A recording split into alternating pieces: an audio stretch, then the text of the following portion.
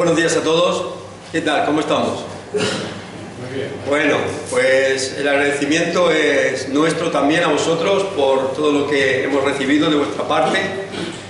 El amor, la comunión, la hospitalidad y todo lo que hemos podido recibir en este fin de semana. Ya os dije ayer que nos estáis tratando como reyes, así que yo creo que nos vamos con algún kilo de más esta semana, pero bueno, intentaremos quitarlo la semana que viene.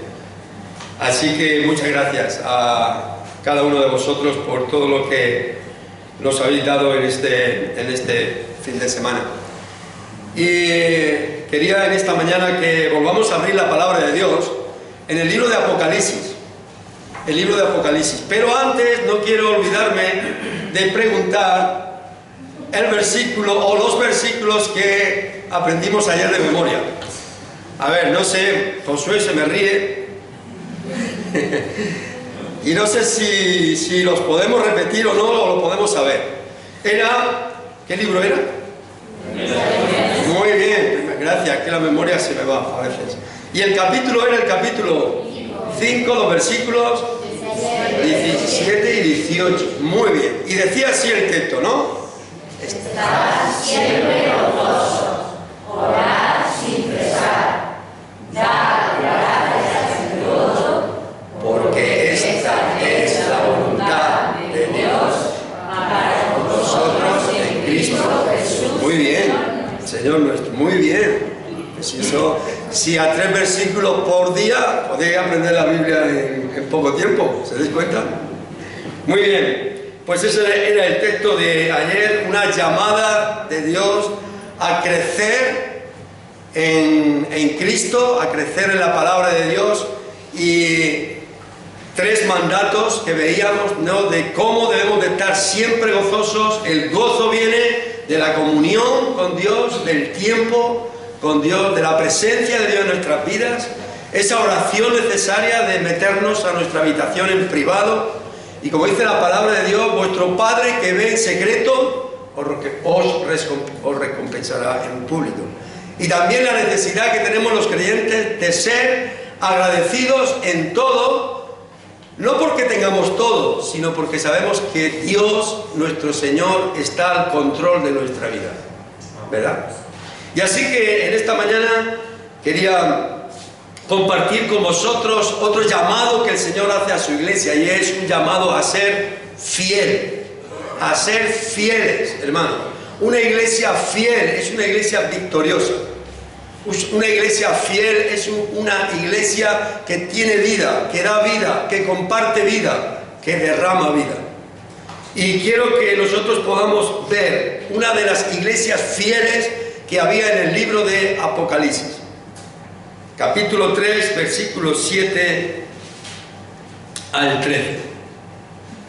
No sé cuántas cartas vosotros recibís al día, pero yo creo que hoy recibido muchas cartas, tanto en correo postal como hoy aún más en correo digital, ¿verdad?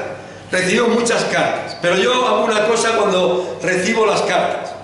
Si es en el buzón o si es en el correo electrónico, miro el título y según el remitente, así las abro, con un interés o con otro. O quizás se tiran ahí algunos meses sin abrirlas, o las abro inmediatamente porque me urge saber lo que dice. O sea que cada uno de nosotros creo que abrimos la carta según el remitente y según lo que nos parece que nos va a decir. No abrimos una carta, por ejemplo, si nos han echado en nuestro buzón en las próximas elecciones que votemos A, ¿verdad? O una carta de publicidad, o si es una carta de la Dirección General de Tráfico. Estas que vienen, no sé si aquí vienen con un cuadro de esos negros, así. O de Hacienda, ¿verdad? Ya decimos, cuidado, vamos a abrir a ver qué es lo que dice aquí, ¿verdad? Pero ¿qué tal si nosotros llega un día a nuestro buzón de correo y abrimos una carta que diga, por ejemplo, lo que dice aquí esta carta a la iglesia de Filadelfia? el santo, el verdadero, el que tiene la llave de David, el que abre y ninguno cierra. ¿Cómo abriríamos nosotros esa carta? Vamos a poner otro remitente de otra iglesia que hay aquí. Llega una carta a nuestro correo y pone: el que estuve muerto y vivo. Uy, qué miedo. Esto es el remitente de una de estas cartas que estamos viendo aquí. O quizá un remitente que ponga: el que tiene ojos como llama de fuego. Yo creo que pensaríamos, vamos a abrir esta carta, vamos a ver qué es lo que dice, ¿verdad? El que nos quiere hablar esta mañana a la iglesia aquí reunida es, como dice Apocalipsis capítulo 1 versículo 8, es el alfa y el omega, es el principio, es el fin, es el que era y el que hemos cantado, el que ha de venir, el todopoderoso. Ese es el que escribe la carta que vamos a leer esta mañana. Ese es el que escribe el Apocalipsis. Juan tiene que escribir lo que Cristo le está diciendo allí en la isla de Patmos, lo que Cristo le está revelando. Y Dios en su soberanía ha permitido que nosotros, creyentes, pecadores, tengamos en nuestras manos este libro de Apocalipsis. ¿De qué nos habla el libro de Apocalipsis?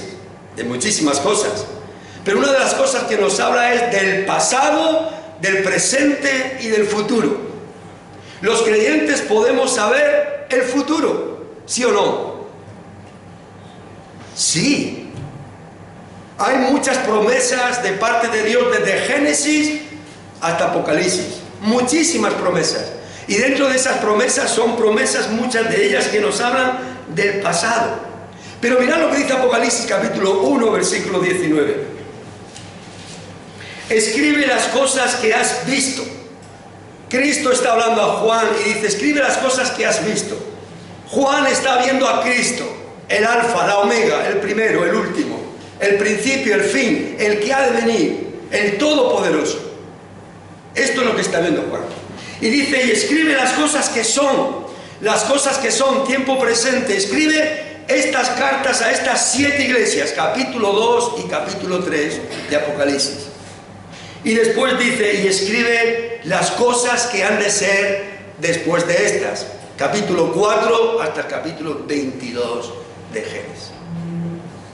O sea que el creyente, gracias a Dios, podemos saber las cosas que han sido pasado, las cosas que son presente y las cosas que van a ser tiempo futuro.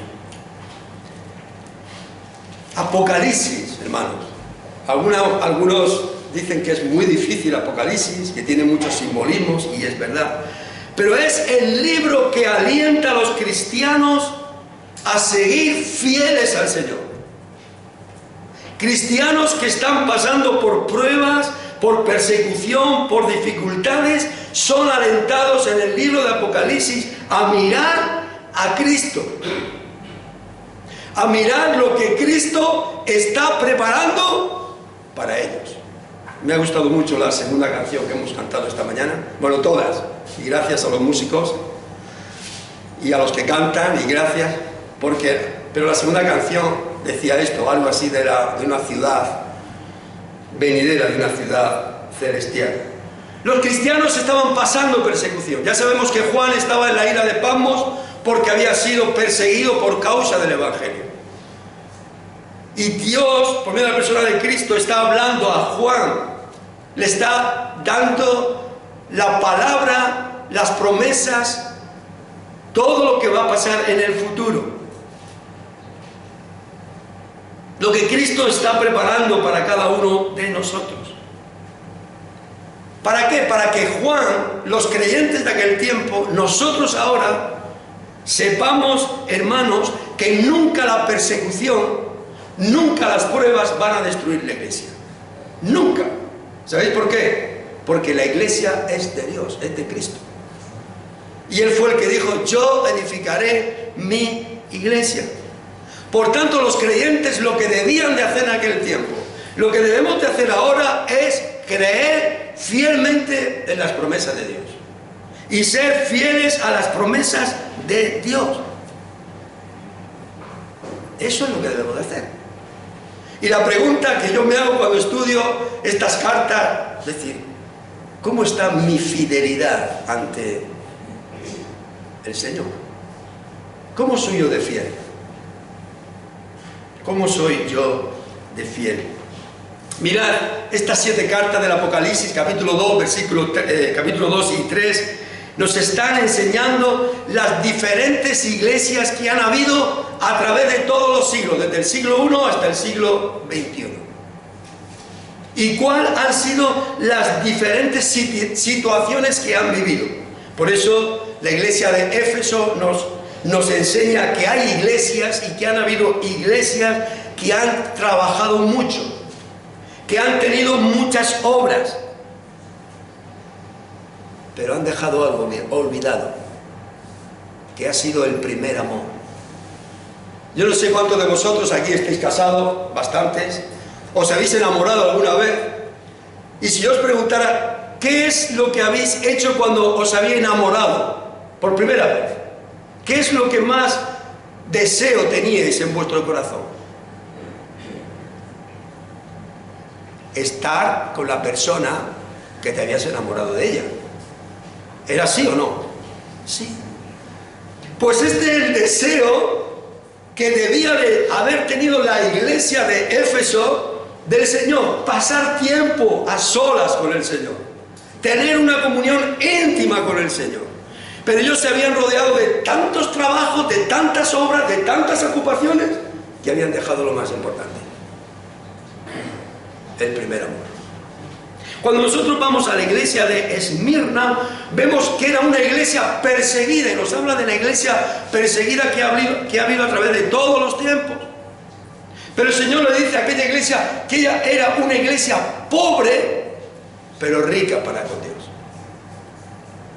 Cuando nosotros leemos la iglesia de Pérgamo, vemos la iglesia que ha habido durante todos los tiempos, la iglesia que ha dejado que el mundo se meta dentro de ella.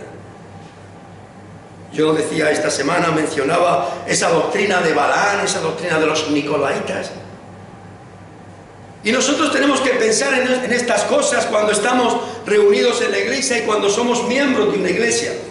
Debemos de pensar qué iglesia es nuestra referencia: la iglesia de Éfeso, la iglesia de Esmirna, la iglesia de Pérgamo, que ha dejado entrar el mundo a la iglesia, o quizás la iglesia de Tiatira, que dentro de la iglesia dejaban que se practicara el pecado. La práctica de aquella mujer, que seguramente no se llamaba Jezabel, pero sí menciona a Jezabel, aquella de los tiempos de Elías, que hizo pecar al pueblo de Dios por un rey que se casó con aquella mujer, hija de Baal. Luego vemos la iglesia de Sardis, una iglesia que tenía nombre de que vivía, pero estaba muerta. ¿Es posible que en la actualidad hayan iglesias que tienen nombre de que viven? Mucho nombre, mucha publicidad, mucha catedral, mucho de todo, pero dice el Señor: tienes nombre de que vives, pero está muerta. ¡Qué impresionante! Luego vemos la iglesia de Laodicea, una iglesia tibia, una iglesia rica. Me he enriquecido, no tengo necesidad de nada. Y el Señor le dice: tú no sabes que eres un desventurado, pobre, ciego. Aunque tienes grandes empresas de colirio, aunque tienes grandes instituciones bancarias, aunque tienes grandes empresas de textil, eres un pobre, desventurado, desnudo. Y hay iglesias de todo tipo en la actualidad, en el siglo XXI. Pero cuando llegamos a la iglesia de Filadelfia, que es la que quiero compartir con vosotros en esta mañana, vemos que es una iglesia débil, pero fiel a Cristo, hermanos. La iglesia débil, pero fiel a Cristo. La iglesia pobre, pero rica en Cristo. La Odisea era la iglesia rica, pero pobre. Y mirad lo que dice el texto. Apocalipsis capítulo 3, versículo 7. Escribe al ángel de la iglesia en Filadelfia: esto dice el santo, el verdadero, el que tiene la llave de David, el que abre y ninguno cierra, y cierra y ninguno abre. Yo conozco tus obras. He aquí he puesto delante de ti una puerta abierta, la cual nadie puede cerrar, porque aunque tienes poca fuerza, has guardado mi palabra y no has negado mi nombre. He aquí yo entrego de la sinagoga de Satanás a los que se dicen ser judíos y no lo son, sino que mienten. He aquí yo haré que vengan y se postren a tus pies y reconozcan que yo te he amado. Por cuanto has guardado la palabra de mi paciencia, yo también te guardaré de la hora de la prueba que ha de venir sobre el mundo entero, para probar a los que moran sobre la tierra. He aquí yo vengo pronto. Retén lo que tienes, para que ninguno tome tu corona. Al que venciere, yo le daré columna en el templo de mi Dios, y nunca más saldrá de allí. Y escribiré sobre él el nombre de mi Dios y el nombre de la ciudad de mi Dios, la nueva Jerusalén, la cual desciende del cielo, de mi Dios, y mi nombre nuevo. El que tiene oído, oiga lo que el Espíritu dice a las iglesias. Qué promesas la del Señor Jesús. Qué iglesia, hermanos. Hay solamente dos iglesias en el Apocalipsis que Dios no tiene que reprenderle nada: la iglesia de Esmirna y la iglesia de Filadelfia. Como en cada una de las iglesias, Cristo manda a Juan que escriba al ángel de la iglesia, a los pastores de la iglesia, a los ancianos de la iglesia, a los líderes de la iglesia. Ellos son los responsables de transmitir la palabra de Dios a la iglesia, de pastorear a la iglesia, de cuidar el rebaño de la iglesia.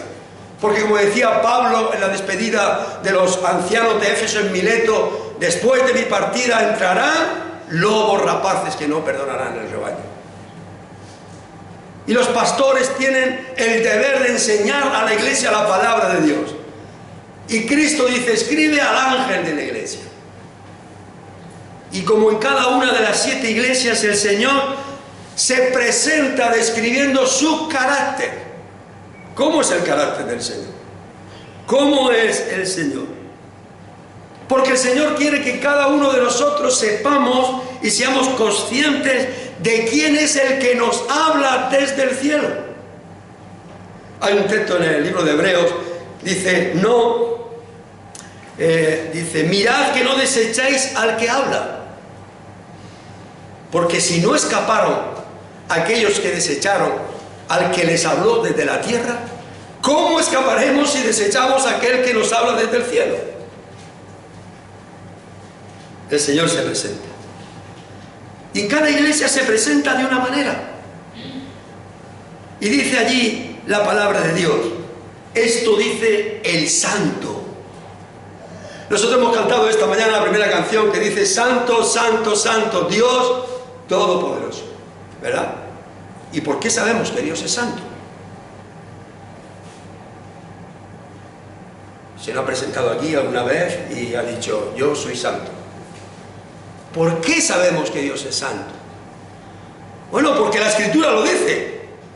Porque si no lo dice la Escritura no lo podemos saber, ¿verdad?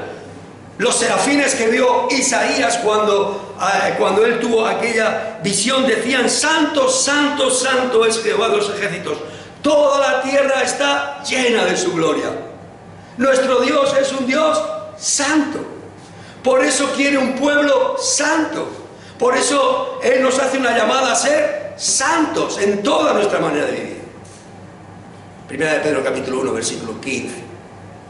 Porque sin santidad nadie verá a Dios.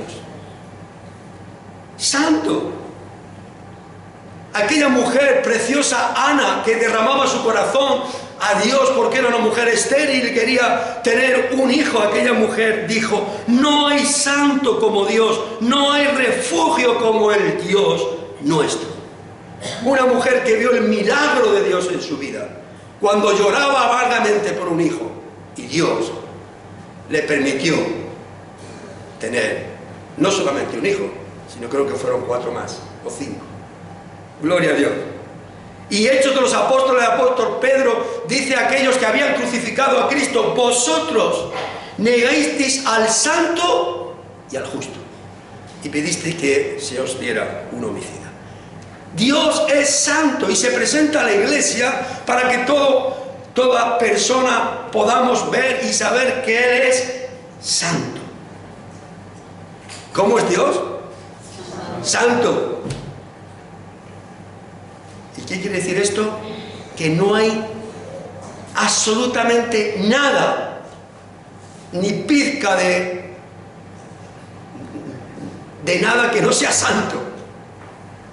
Dios es santo. Pero mirad cómo se presenta el Señor a su iglesia. El verdadero. El verdadero. ¿Sabéis por qué se presenta el verdadero? Porque ya habían iglesias en el siglo I que eran iglesias donde se había introducido la mentira. Y muchas iglesias creían que estaban en la verdad. Y Cristo tiene que escribir y dice: yo soy el verdadero. Mirad lo que dice el capítulo 2, versículo 13. Yo conozco tus obras y dónde moras, dice a la iglesia de Pérgamo, donde está el trono de Satanás. Había una iglesia, la iglesia de Pérgamo, que estaba establecida en Pérgamo, pero esa ciudad tenía tantos ídolos, tantos dioses, que dice que allí estaba el trono de Satanás. Y esta ciudad estaba llena de muchas mentiras, igual que otras muchas ciudades en aquel tiempo. Y Cristo se presenta aquí como el verdadero. Satanás introduce la mentira en las ciudades, la mentira en la iglesia. Cristo dice: yo soy el verdadero. Vosotros tenéis que creer en mí, confiar en mí, ser fieles a mí, porque yo soy santo y yo soy verdadero. Un día Pilato se presenta delante del Señor y le dice: ¿eres tú rey? Y el Señor le dice: tú lo has dicho. Yo para esto he venido, para dar testimonio de la verdad. Todo aquel que es de la verdad, oye bien. Cristo es santo, Cristo es verdadero. No hay otro como Él, hermanos. Y dice la palabra de Dios aquí, ¿cómo sigue diciendo el texto? El verdadero, el que tiene la llave de David, el que abre y ninguno cierra, y cierra y ninguno abre. ¿Qué está diciendo aquí el Señor? Señor, ¿qué nos quieres decir? Pues el Señor utiliza lo que pasaba en aquellas ciudades antiguas para hacernos ver quién es Cristo. Aquellas ciudades antiguas, sobre todas las cosas, unas cosas de las que tenían eran murallas. Y en las murallas habían puertas. Por ejemplo, Jerusalén era una ciudad rodeada de murallas. La ciudad de Jerusalén tenía 12 puertas. Lo podemos ver en Nehemías, capítulo 2, 3. ¿Y qué hacían los reyes? En esta ocasión el rey Ezequías, allá en el libro de Isaías, los reyes ponían un mayordomo y le daban la llave grande de la ciudad. Y este mayordomo tenía toda la autoridad. Nadie podía entrar a la ciudad, nadie podía salir de la ciudad si el mayordomo, si el que tenía la llave grande de la ciudad no abría la puerta. Y esto lo entendían muy bien aquellas gentes porque estaba escrito en la palabra de Dios. Y Cristo dice: yo soy el que tengo la llave. El que abre y ninguno cierra, el que cierra y ninguno abre. Yo soy el que tengo en mi poder la vida y la muerte. Yo soy el que tengo en mi poder la salvación. Yo soy el que tengo en mi poder las llaves del reino del cielo. Y la iglesia tiene que saber esto. Yo soy el verdadero, yo soy el santo, yo soy el que tengo todo el poder, toda la autoridad. El Señor decía: yo soy la puerta, yo tengo la llave. El que por mí entrara será salvo, y entrará y saldrá y hallará pastos. Yo soy la puerta. Cristo tiene toda autoridad, todo poder, toda potestad, todo dominio.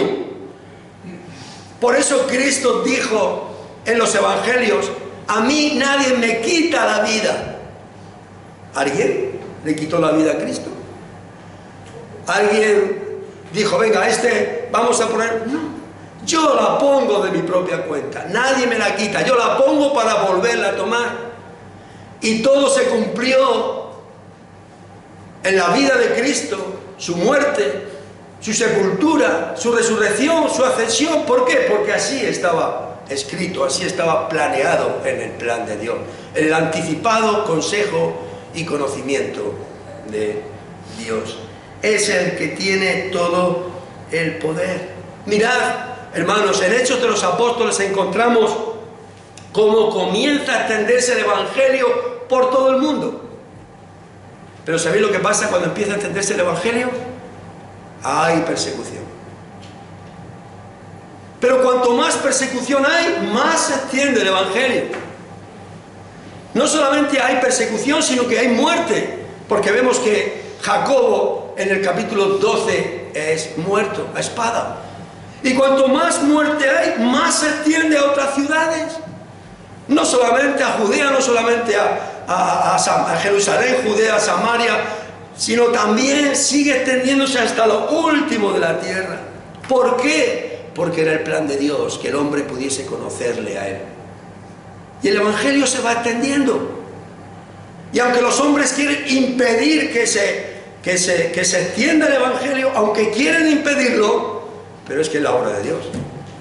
Es con lo que decíamos uno de estos días, es que es lo que dijo Gamaliel: si esto es de Dios, nadie podrá impedir que no siga la obra de Dios hacia adelante. Y si es de los hombres, no os preocupéis, ya se desvanece sola.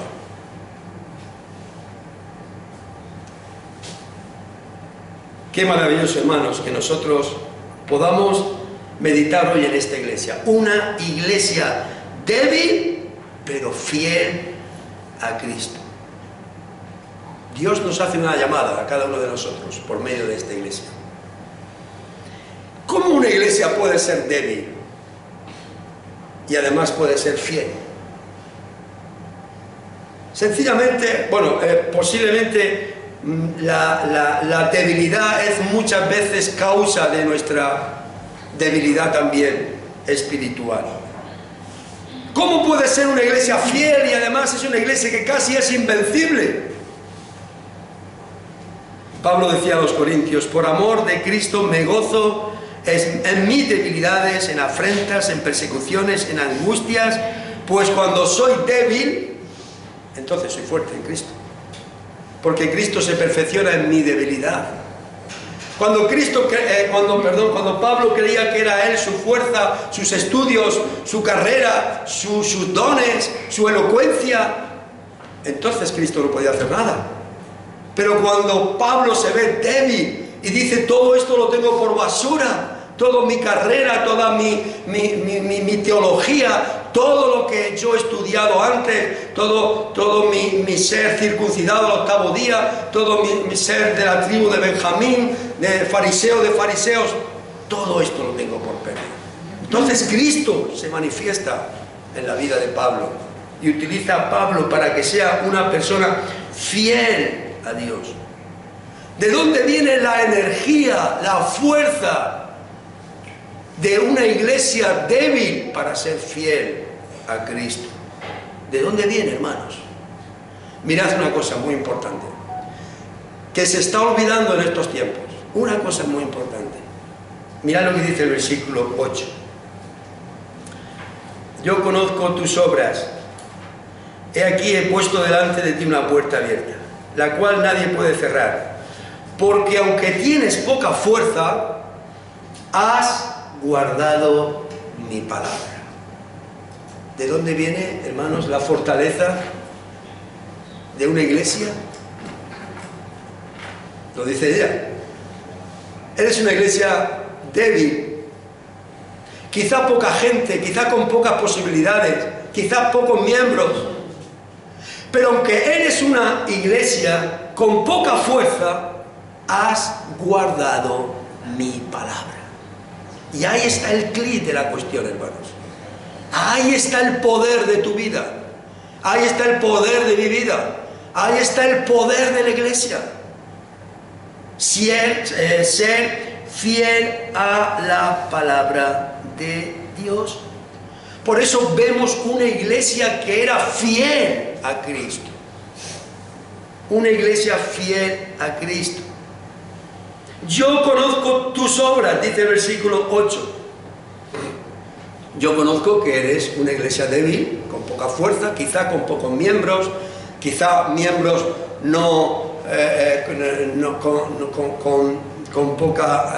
con poca riqueza, con poco dinero.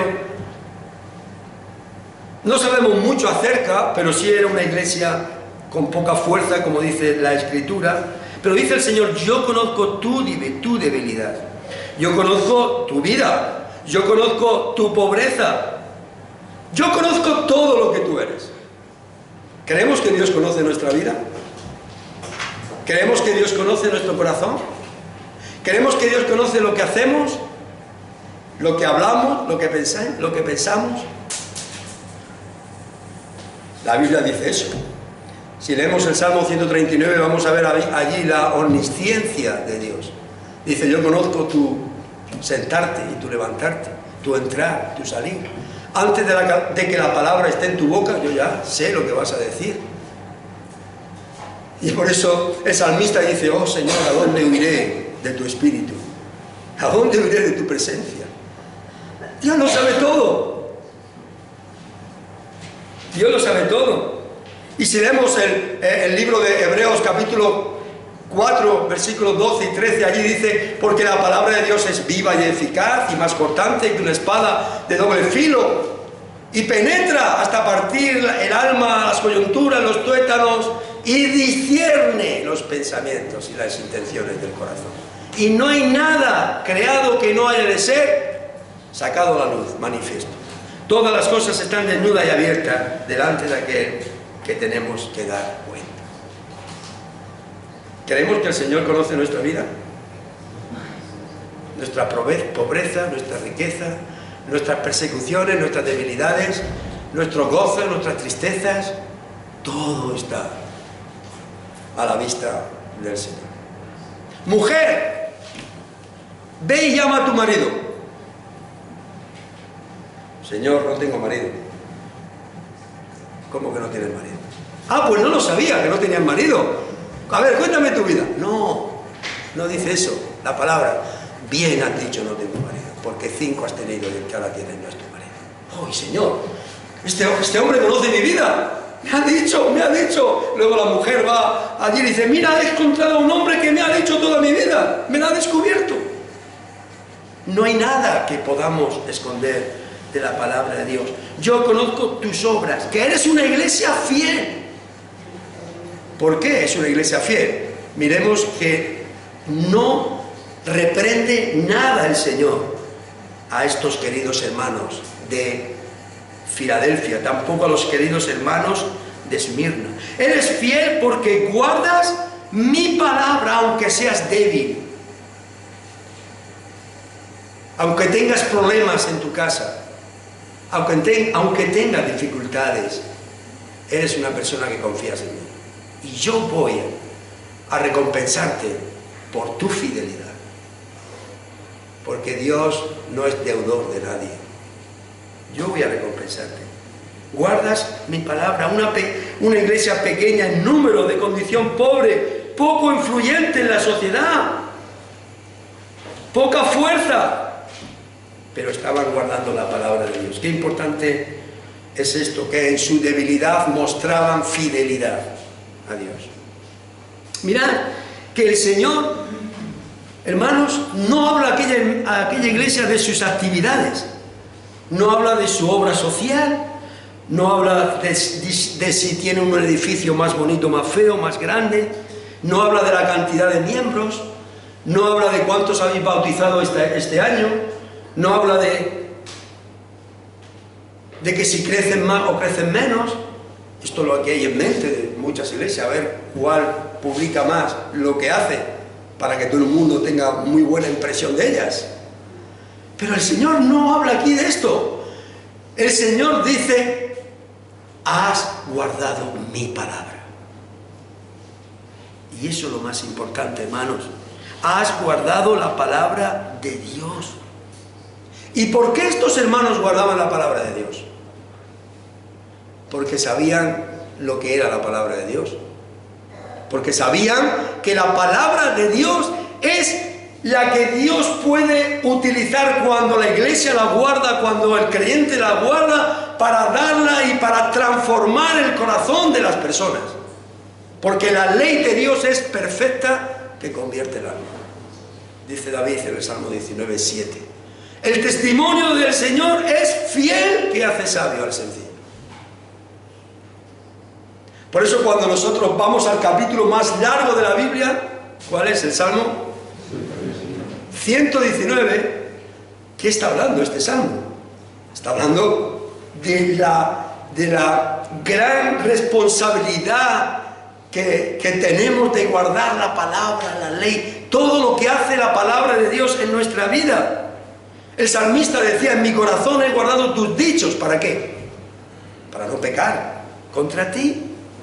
¿Con qué limpiar el joven su camino? Con guardar tu palabra, ¿no? Contra mí forjaron mentira los soberbios. ¿Han forjado mentira alguna vez contra ti? ¿Han dicho falsos testimonios contra ti?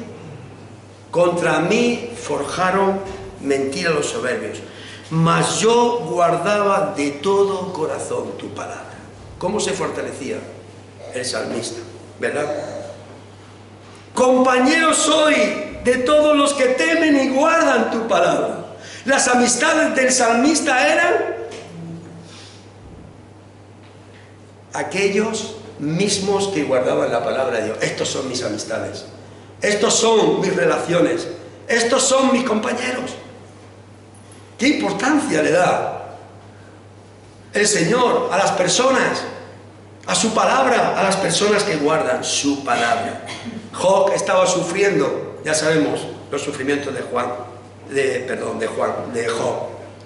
Y dice allí la palabra de Dios: del mandamiento de tus labios nunca me separé, guardé las palabras de tu boca más que mi comida.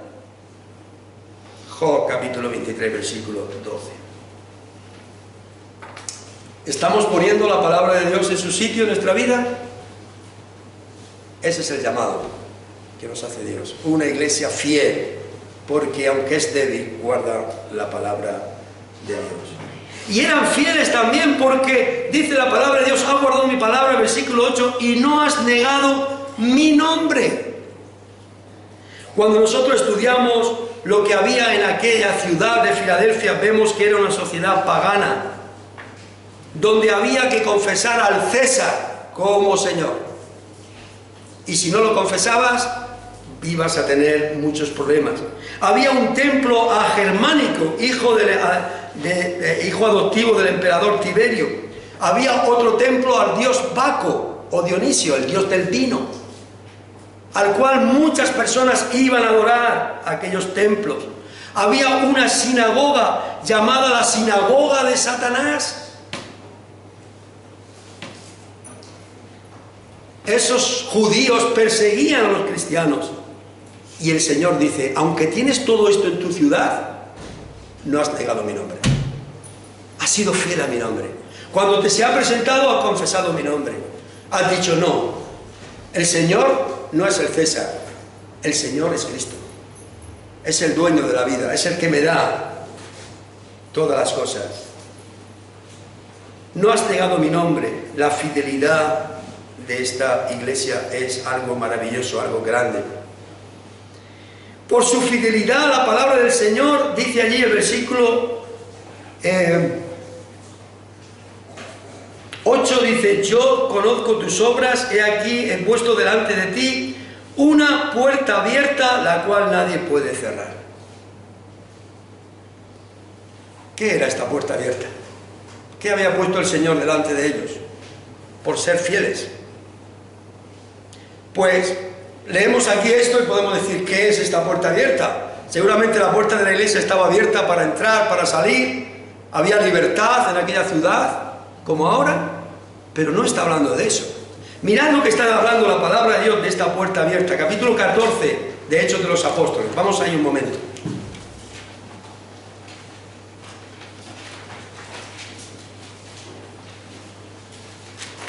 capítulo 14 de Hechos de los Apóstoles.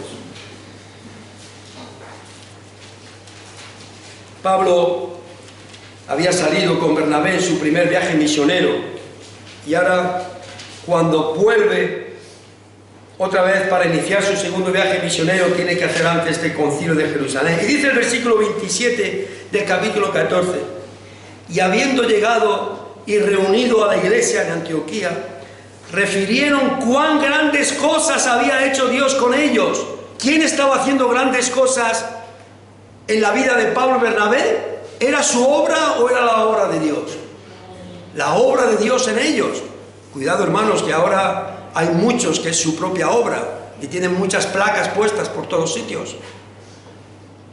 Pablo y Bernabé refirieron cuán grandes cosas Dios había hecho a través de ellos. Era Dios, el Dios de la obra. ¿Y cómo sigue el texto? Y cómo había abierto la puerta de la fe a los gentiles. ¿Quién era el que abría las puertas a los gentiles cuando empezaron a predicar la palabra de Dios en Listra, en Iconio, en Antioquía, en Chipre? ¿Quién abría las puertas del Evangelio? Era Cristo el que iba delante de ellos, preparando el corazón de las personas para que los apóstoles, en este caso Pablo y Bernabé, predicaban el Evangelio.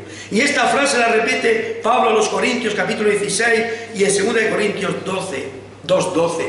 Cómo Cristo es el que abría la puerta del Evangelio. Y como aquella iglesia de Filadelfia era una iglesia fiel, el Señor dice: yo he puesto una puerta abierta delante de vosotros. ¿Para qué? He puesto personas que tienen hambre y sed de Dios para que vosotros podéis predicarle el Evangelio. Dios es el que abre puertas para predicar el Evangelio. Cuando hay hombres y mujeres como Pablo, como Bernabé, cuando hay iglesias como la de Filadelfia, fieles a la palabra de Dios, fieles a Cristo, sí, débiles, con poca fuerza, pero fieles a Cristo. Porque Cristo va a abrir puertas para que prediquemos el Evangelio. Dios nos llama desde el cielo. Dios hace un llamado desde el cielo a la iglesia de hoy, para que podamos tomar ejemplo de esta iglesia. Yo decía ayer, ¿os gustaría pertenecer a una iglesia ejemplar? La iglesia de Tesalónica, ¿verdad? Sí. ¿Verdad? Pues esta iglesia también es una iglesia ejemplar, porque guardaba la palabra de Dios. Piensa por un momento, no en lo que tú puedes hacer por Cristo, sino en lo que Cristo puede hacer en ti, que es diferente. Es que muchas veces estamos pensando los creyentes: voy a ver qué puedo hacer para la obra del Señor, voy a ver esto, voy a ver lo otro, ¿no? Piensa por un momento, sé fiel a la palabra de Dios. Entra en tu cuarto, ora a Dios, pídele al Señor: Señor, utilízame si es tu voluntad para tu gloria. Piensa lo que Dios puede hacer por ti, contigo, por su obra, porque Dios es fiel a aquellos que guardan su palabra. Mirad, hay una historia en la Biblia que es la historia de Josué. Josué es un libro que nos va a hablar y nos habla de cómo Dios es fiel y cumple sus promesas. Porque Dios había prometido a Abraham que aquella tierra que él pisaba se la iba a dar a su descendencia, y Josué vemos que esa tierra se la va a dar. Pero hay una cosa muy importante en el libro de Josué. Cuando Josué está enfrente de la tierra prometida, lo primero que oye de parte del Señor es capítulo 1 de Josué, versículo 8. ¿Sabéis lo que dice allí?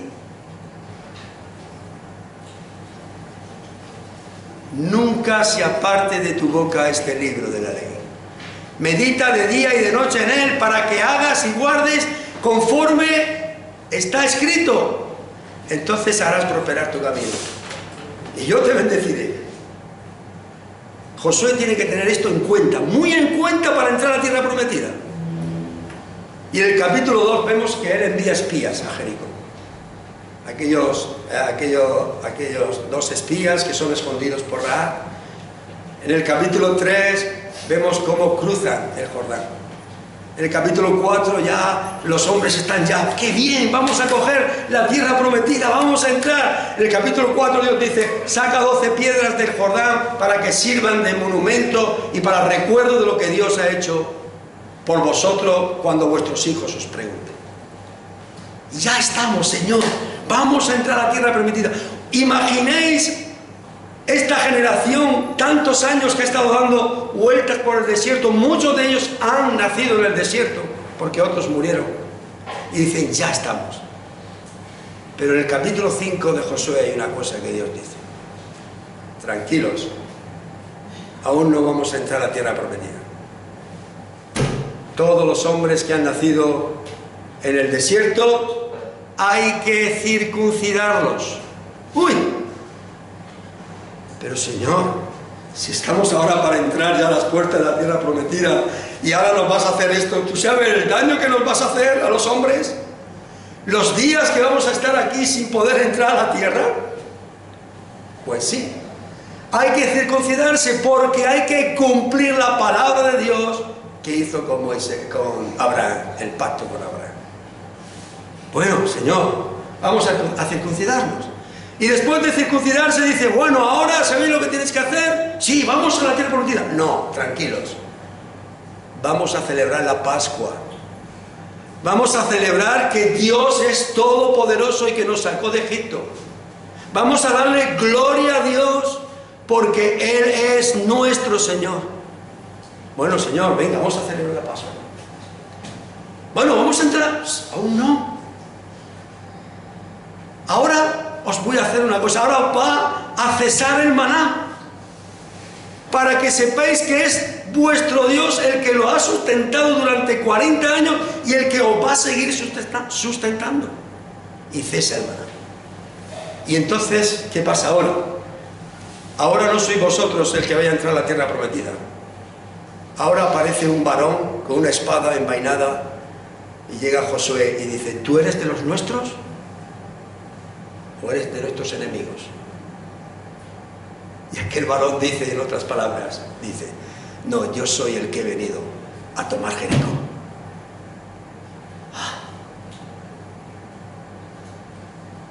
¿Por qué?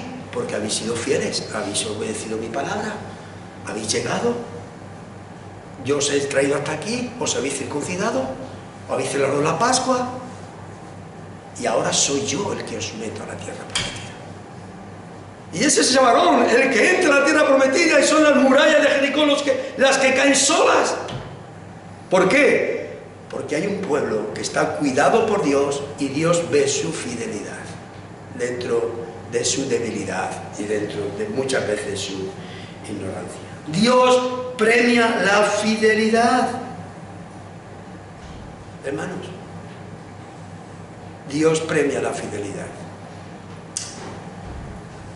Y ahora hay 4 promesas grandes que el Señor va a premiar a esta iglesia y a cada uno de aquellos que seamos fieles a la palabra de Dios.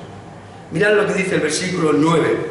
He aquí yo entrego de la sinagoga de Satanás a los que se dicen ser judíos y no lo son, sino que mienten. He aquí yo haré que vengan y se postren a tus pies y reconozcan que yo te he amado. Cristo tiene para nosotros, dice Pedro, grandísimas y preciosísimas promesas. Y nosotros tenemos que creer en sus promesas, hermanos, aunque estemos viviendo en un mundo contrario a Dios. Mirad la primera promesa que le da Cristo a esta iglesia. Cristo se había presentado como el verdadero, como el santo, pero allí estaban aquellos que eran sinagoga de Satanás, mentirosos, porque el diablo ha venido a mentir, a robar, a matar, a destruir. Era sinagoga de Satanás. Los judíos se creían que pertenecían a la familia de Dios, pero Dios dice, estos son sinagoga de Satanás. Los judíos que rechazaron a Cristo, la palabra dice sinagoga de Satanás. Persiguieron al Mesías, lo despreciaron. Pablo dice quién eran los verdaderos pueblos, el verdadero pueblo de Dios, el verdadero judío. No era el que se había circuncidado en la carne, sino el que había circuncidado su corazón. Y la promesa que tenemos allí es: vosotros creyentes vais a prevalecer ante tantos incrédulos, llámese como se llame, llámese judíos. Y además vais a ver muchos convertidos entre estos mismos judíos, reconociendo la verdad de Dios, reconociendo que yo soy el Cristo que os he amado. Es por eso que Cristo en Filipenses capítulo 2, Pablo dice: toda rodilla se doblará y toda lengua confesará que Cristo es el Señor, para gloria de Dios Padre. ¿Sabéis que hay un hombre en la Biblia que se creía el rey más poderoso del mundo? Se creía que todo era suyo y se creía que él estaba por encima de todo. Este rey se llamaba Nabucodonosor. Y este hombre tiene que confesar que lo más grande que hay en este mundo es Dios, y que Él hace lo que quiere en el reino del cielo y en la tierra, y que no hay quien detenga su mano y diga a Dios: ¿qué haces? Eso es lo que dice Nabucodonosor en el capítulo 4 de Daniel, versículo 35. Y por eso Nabucodonosor se humilla y engrandece y alaba al Dios del cielo y de la tierra. Y esto es lo que va a hacer Dios cuando hay una iglesia fiel. Va a hacer que otros se conviertan y se postren y confiesen que Dios es el Señor. Porque has guardado mi palabra, has sido fiel. Dice el versículo 10: por cuanto has guardado la palabra de mi paciencia, yo también te guardaré de la hora de la prueba que ha de venir sobre el mundo entero, para probar a los que moran sobre la tierra. Ha sido paciente, ha sido probado, pero ha sido paciente, ha sido perseverante ante las pruebas de la vida. Por tanto, yo te guardaré de la hora de la prueba que ha de venir sobre este mundo. Las pruebas a la iglesia de Filadelfia no le habían hecho dejar de reunirse, no le habían hecho dejar al Señor, no le habían hecho dejar la iglesia, hermanos. Las pruebas a la iglesia de Filadelfia le habían hecho mantener en alto la verdad de Dios. La verdad de Dios. Esto es lo que habían hecho. Y allí encontramos la promesa de Dios: por tanto, yo te voy a recompensar. Yo te voy a guardar de la hora de la prueba que ha de venir sobre el mundo entero. ¿Cuál es esa prueba? Pues si leemos a partir del capítulo 4, 5, 6, 7, 8, 9, 10, 11, hasta el capítulo 20, que tenemos el gran juicio del trono blanco del Apocalipsis, donde todos los muertos, grandes y pequeños, dice la Biblia, ricos, pobres, todos estarán de pie ante Dios. Y serán abiertos los libros, y los muertos serán juzgados por sus obras, los libros. Y otro libro fue abierto, el libro de la vida. Y todo aquel que no estaba escrito en el libro de la vida fue lanzado al lago de fuego y azufre. Esta es la muerte segunda. Pero Dios dice: por cuanto has sido fiel a mi palabra, tú has sido salvado por Cristo y en tu vida has sido fiel a la palabra de Dios. Has perseverado en la fe en Cristo. A pesar de las pruebas y de las dificultades, no has tirado la toalla. Eres un creyente verdadero. Porque la salvación no es por perseverar en Cristo, como anuncian algunos. El que perseverará hasta el fin será salvo. Sino que el que es salvo persevera hasta el fin. Por tanto, yo te libraré de la hora de la prueba. Yo te libraré cuando se desaten esos 7 sellos. Yo te libraré cuando se desaten esas siete trompetas, esas 7 copas de la ira de Dios. Yo te voy a guardar de la hora de la prueba. No dice que te va a guardar de las pruebas aquí, sino cuando venga la hora de la prueba. ¿Qué promesas? Una tercera promesa la encontramos en el versículo 11. Dice allí la palabra de Dios: he aquí yo vengo pronto, retén lo que tienes para que ninguno tome tu corona. ¿Cuándo viene el Señor? Pronto, dice la Biblia. He aquí, yo vengo pronto. No sabemos el día, no sabemos la hora. Pero el Señor dice, su promesa es, he aquí, yo vengo pronto. Retén lo que tienes para que ninguno tome tu corona. ¿Por qué dice el Señor esto? Porque el Señor quiere que vivamos a la luz de su palabra. Por eso dice, aquí yo vengo pronto. El Señor viene enseguida. ¿Recordéis una de las características que tenía aquella iglesia ejemplar de Tesalónica? Los 5 capítulos de Primera de Tesalonicenses hablan de que los cristianos en Tesalónica vivían continuamente esperando la venida del Señor. Se habían convertido de los ídolos a Dios para servir al Dios vivo y verdadero y esperar de los cielos a Cristo Jesús, aquel que les libraría de la ira venidera. Sé fiel. Sé fiel, el Señor viene. Cristo escribe este libro de Apocalipsis para unir y completar toda la verdad profética de la Biblia y alentar a los cristianos a vivir a la luz de esta verdad mientras sufrían. Este es el Apocalipsis, completa todo el plan de Dios, toda la verdad bíblica. Por eso el capítulo 1 y 2 de Génesis empiezan que todo era bueno en gran manera. Y el capítulo 21 y 22 de Apocalipsis terminará que todo va a ser bueno en gran manera. Cielos nuevos, tierra nueva, donde mora la justicia. Porque el plan de Dios era terminar conforme empezó la creación. Por eso cuando vamos a Apocalipsis capítulo 1, versículos 7 y 8 comienza: yo soy el alfa y el omega, principio y fin, el que es, el que era, el que ha de venir. Y cuando vamos a Apocalipsis 22, 3 versículos ahí nos hablan: he aquí yo vengo pronto. He aquí yo vengo pronto, he aquí yo vengo en breve. Gloria a Dios, hermanos. ¿Estamos viviendo esperando la venida del Señor? ¿Qué hacer mientras que viene el Señor? Retén lo que tienes. Retén lo que tienes. Retén la palabra de Dios en tu vida. Sé obediente a la palabra de Dios. Sé perseverante en la palabra de Dios. Aférrate a la esperanza que te da la palabra de Dios. Sé fiel a la palabra de Dios. Sirve a Cristo. Eres el único digno de servirle, de amarle, de esperarle. Y dice la palabra de Dios: para que ninguno tome tu corona. Y nosotros ahora, cuando hablamos de coronas, ¿en qué pensamos? Las coronas que se le llevan a los difuntos cuando mueren, ¿no? Muchas veces. ¿Pero qué corona está hablando Cristo aquí?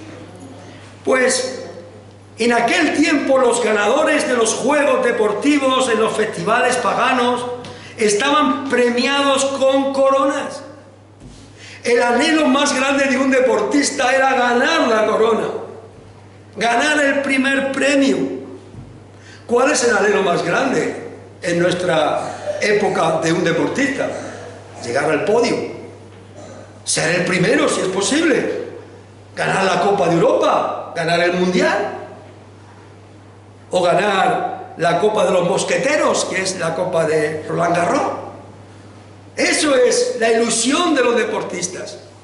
Estos hombres que estaban en Filadelfia sabían muy bien de lo que estaba hablando Cristo. Ninguno tome tu corona. El Señor nos habla en su palabra de las coronas que va a dar a su pueblo, a su iglesia, a aquellos que guarden su palabra. Por ejemplo, en Santiago capítulo 1, 12, bienaventurado el varón que soporta la tentación, porque cuando haya soportado la prueba, recibirá la corona. ¿De qué? De la vida, hermano, la corona de la vida. No es la corona de laurel que le daban a los deportistas. No es la Copa de Europa que le dan millones y millones para que la gente, sobre todo, los gaste en muchas cosas que no son buenas. La corona de la vida. Sé fiel hasta la muerte, le dice a la iglesia de Esmirna, y yo te daré la corona de la vida. y cuando Pablo está terminando su vida. ¿Había Pablo luchado por el Evangelio? ¿Había sido Pablo utilizado por Dios para predicar el Evangelio? ¿Había sido Pablo ese instrumento útil que fue llamado por él en el camino de Damasco para ser siervo de Dios? Cuando Pablo termina su vida, dice: he peleado la buena batalla, he acabado la carrera, he guardado la fe. Y ahí termina el texto. No termina ahí.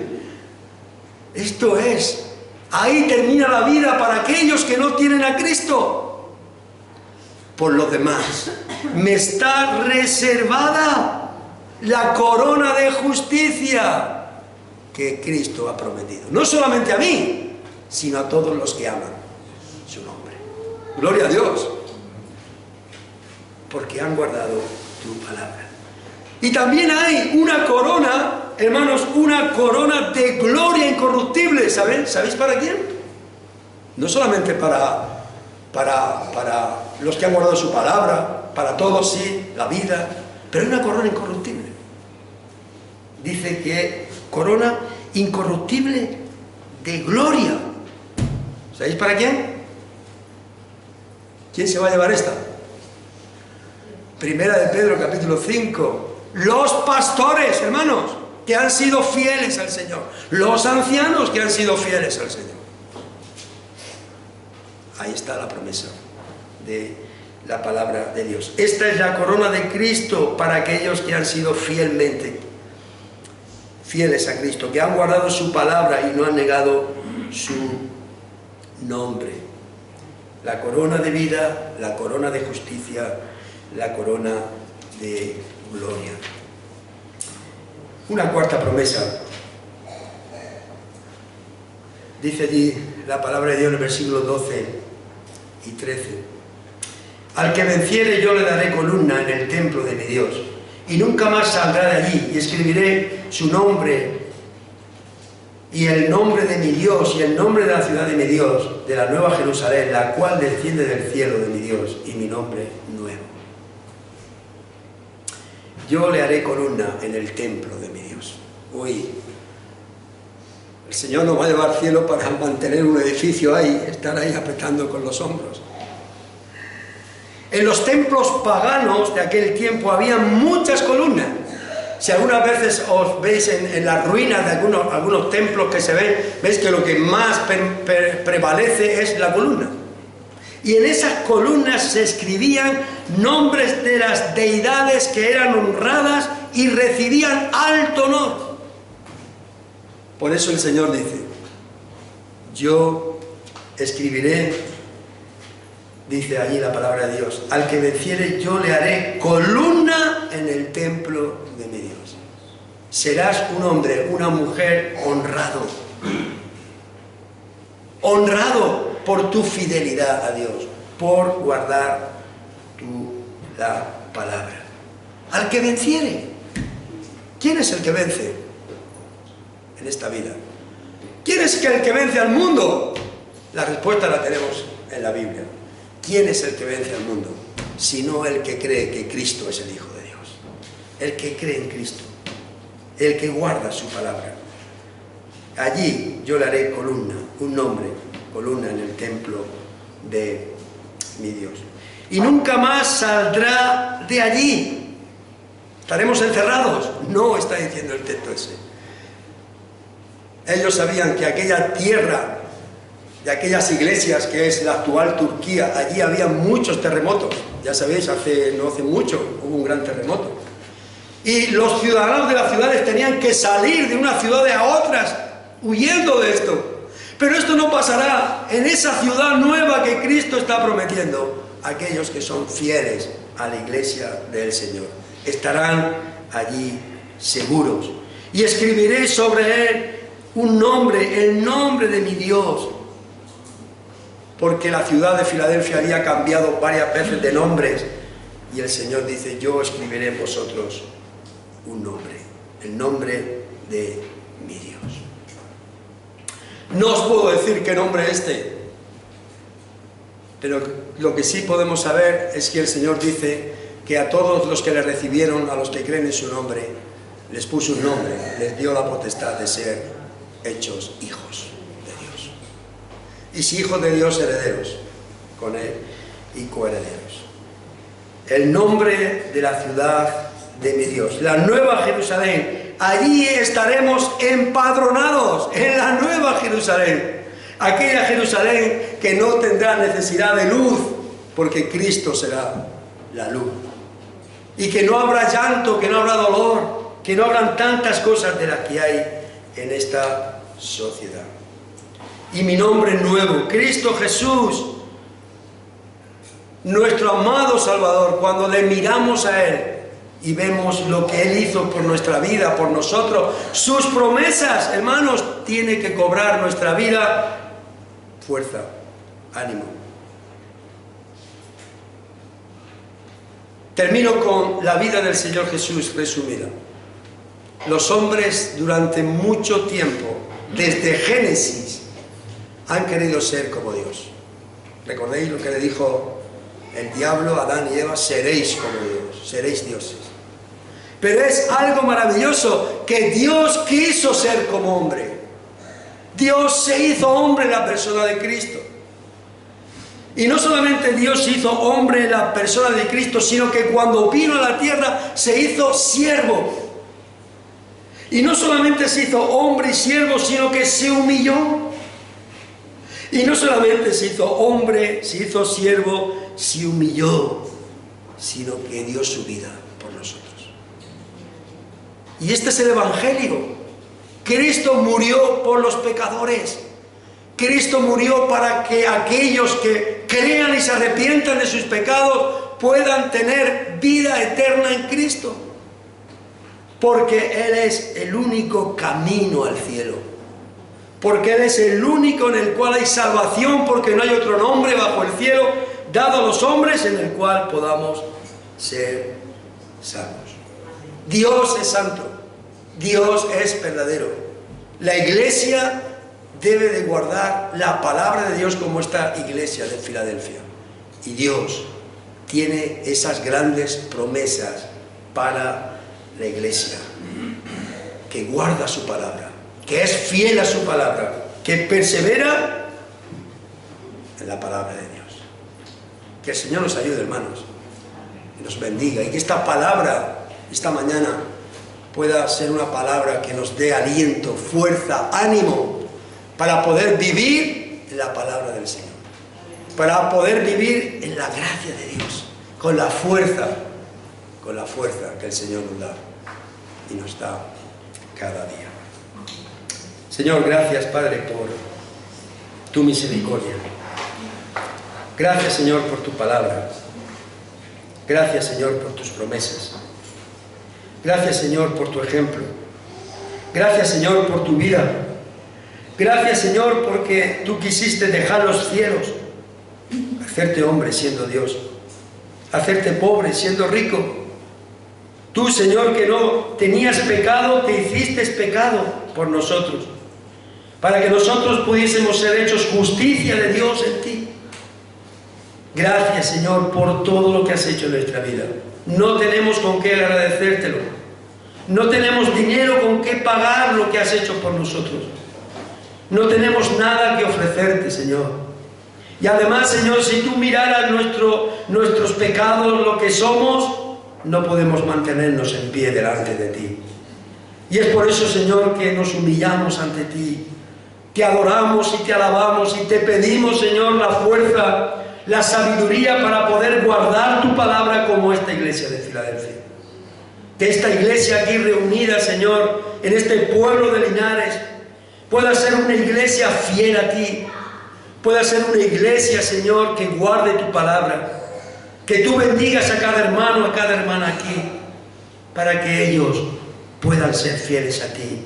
Y tú, Señor, puedas derramar esas bendiciones que tienes para tus hijos, y que cada uno de los hermanos aquí puedan creer fielmente en tus promesas, para gloria y honra de tu nombre, Señor. Gracias por este tiempo que hemos podido estar con los hermanos. Gracias por cada uno de ellos. Gracias por lo que hemos podido ver aquí, Señor. Gracias, Señor, gracias. Bendice esta congregación, Señor. Para tu gloria te lo pedimos. En el nombre de tu Hijo oramos, pedimos estas cosas y te damos gracias. Amén, Señor.